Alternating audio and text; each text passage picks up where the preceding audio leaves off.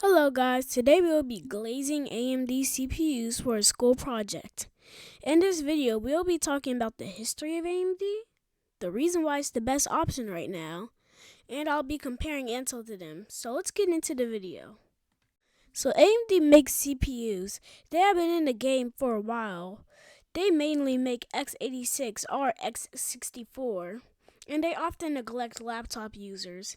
They have very low end to very high end. Let's get into the main part of this video. Let's get into the reason why I think AMD is the best option right now. So currently, AMD has their flagship CPU being the AMD Ryzen 7 9800X3D, and they have a flagship CPU for workstations, which is the AMD EPYC 9965. And also, they have another flagship CPU for 3D rendering and stuff like that, which is the Ryzen 990 950X. I'll be going in why these are the best CPUs. So first I'm going to talk about the Ryzen 7 9800X3D, which is the best gaming CPU. It goes up to 5.2 GHz and has 8 cores and 16 threads. It runs on Zen 5 and has over 100 megabytes of cache. It has 120 watts TDP. It gets 60 FPS on Elden Ring, and it gets over 100 FPS on Minecraft shaders. And if you know anything about Minecraft shaders, that is absolutely insane. Now let's talk about the AMD EPYC 9965. This is the best one because of the 196 and 384 threads. AMD is crazy for making this, and it costs $14,000. It's not very fast though, only 3.7 GHz. So the AMD EPYC 9965, it is really only for businesses and stuff, since why would it cost $14K? The CPU that is good for working and 3D rendering is the Ryzen 9 9950X. So it really isn't a gaming CPU. It goes to 5.7 GHz, which is more than the AMD Ryzen 7 9800X3D. But it gets lower FPS. It has 16 cores and 32 threads. It takes up more power, but the real reason people buy it is because of the 3D V cache. With all of that 3D V cache, it makes the CPU really good for rendering stuff. Now let's start talking about a lot of problems they don't have. So AMD has very good stability, unlike somebody I know. And also they are good at keeping their TDP below 200 watts, unlike somebody I know. They have less power than somebody I know. Intel can go up to 6 GHz but crashes a lot. Also, AMD CPUs don't get way too hot like somebody I know. They don't overprice CPUs like somebody I know. They have good sales unlike somebody I know. So basically, AMD doesn't overprice, less power but better stability, and they don't catch on fire. Alright, now let's do an AMD timeline.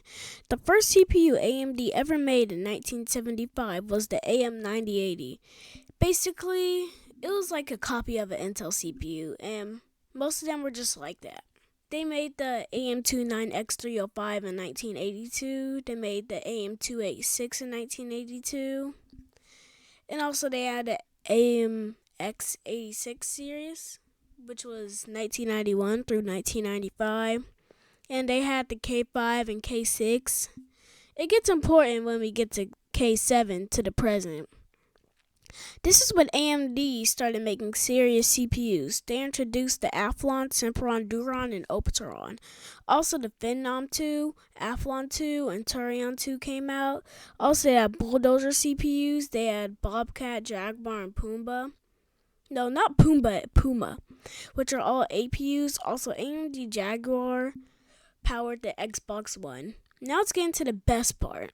Zen architecture, aka the Ryzen architecture, the best architecture in the world. This is the Threadripper and EPYC architecture. It first started with the 1000 series. These CPUs are pretty bad. All of them are pretty bad until they went up to the 5000 series. This is when Ryzen started absolutely cooking. For example, the Ryzen 5 5600, all of the models of the CPU is great.